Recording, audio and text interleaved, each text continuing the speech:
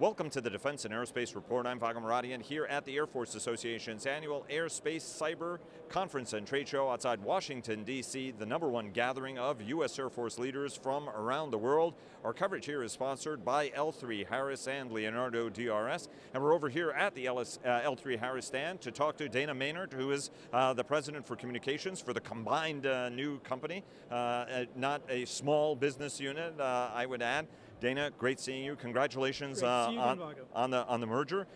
So we had a pleasure of talking to C.R. Davis, who came from the L3 side of the family. You're from the Harris side of the family. More than 3 decades of service at the company.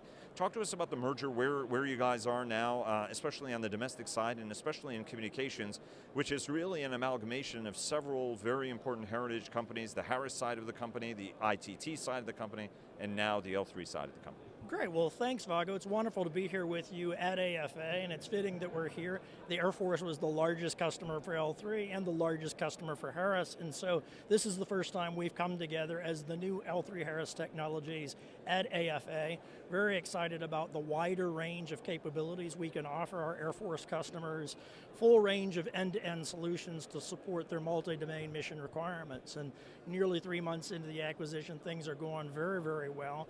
Each time we get together an event like this, and every day in our operations, we're finding new possibilities that our new company can bring to our customers in the Air Force and across all of the DoD services and our allies throughout the world.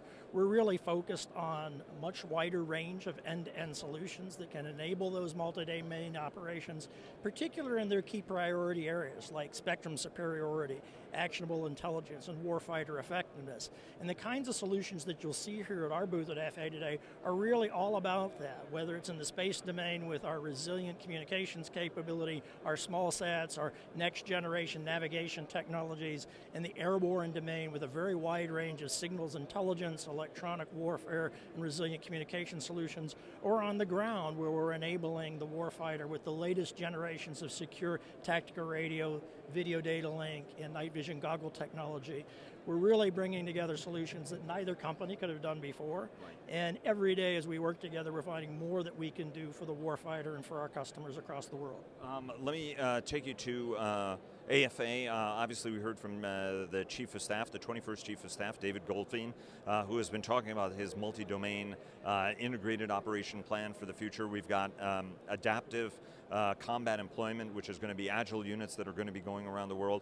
The Chief showed us his vision of a much, much better connected battle force. His priority when he came into office, as you know, was let's better connect what we have, both 4th and 5th generation, to give it that force multiplier. And oh, by the way, let's try to do this across the joint force as well, which each of the services have emulated to a large degree, and then the joint force has embraced.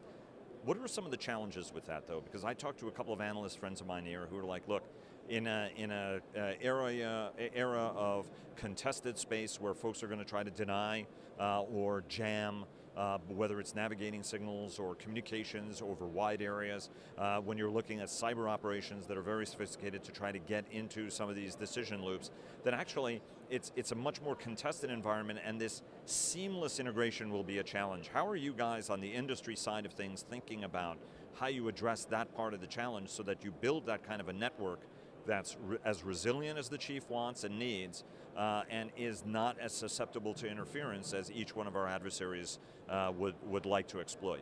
Well, Vago, as you've hit on it, resiliency really is the primary challenge, whether that's resiliency to jamming, interference, or physically being able to take an asset out. We're really all about enabling that resiliency with next generation waveforms that have low probability of detection, low probability of intercept, high degree of jam resistance that can hide beneath the noise floor and not be detected.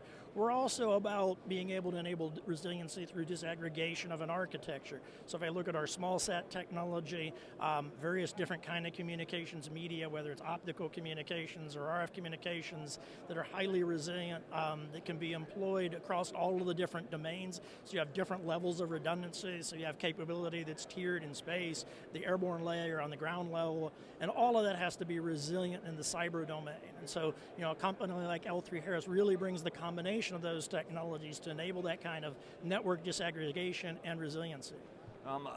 Will Roper, the Air Force Acquisition Executive, is I think folks can agree among the most innovative folks in DoD. He obviously oversaw the SCO, the Strategic Capabilities Office, that looked to get the very best technologies, amalgamate them, plug and play different sorts of architectures together. You guys have a reputation for doing this, whether at the network integration exercises that the Army was holding on a regular basis to try to bring the best technologies to scratch some of these issues. At the end of the day, when folks are looking to innovate very, very rapidly, you guys are a heritage contractor. You have a lot of stuff that's proprietary, but you also have stuff that's open architecture. How are you approaching this new era where the customer wants as much flexibility and speed as possible, but also looking for disruption? You know, how do you balance the, you know, your chairman has a very, very well established reputation for driving a profit-oriented business, and questioning you and saying, hey, you know, Bill never calls and says, you know, you know, go ahead, don't make a return on that Sure. for a couple of years. You know, how do you balance each one of these factors? And what's the right way to do business with a customer at this point, given the changes we're seeing? Great. Well, it's great to see what Dr. Roper is doing now at the Air Force, like he did at SCO, with rapid innovation, rapid acquisition methodology. You mentioned Bill Brown's focus on return on sales, but Bill also drove above industry investment in internal research and development. So at Harris, we spent 2x the industry average on that. We're doing the same now at L3-Harris.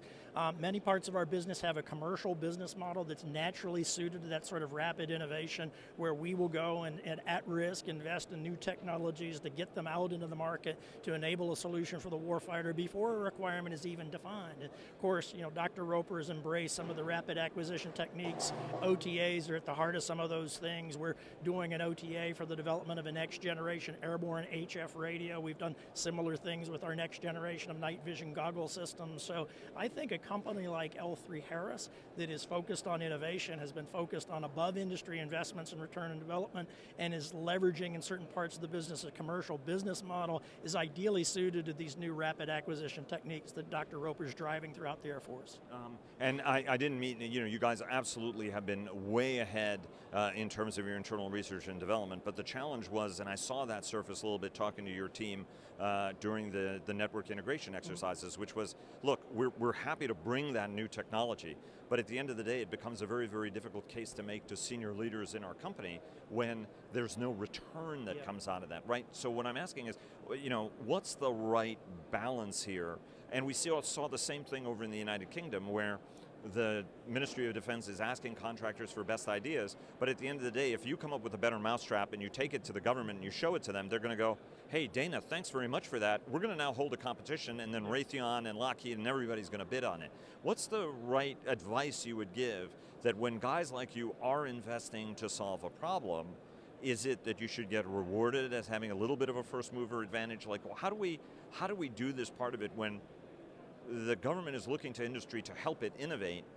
You want some return for that investment that you're making at the end. I think the key is knowing the customer and staying close to the end users and the customer's true requirements. So you're anticipating those requirements.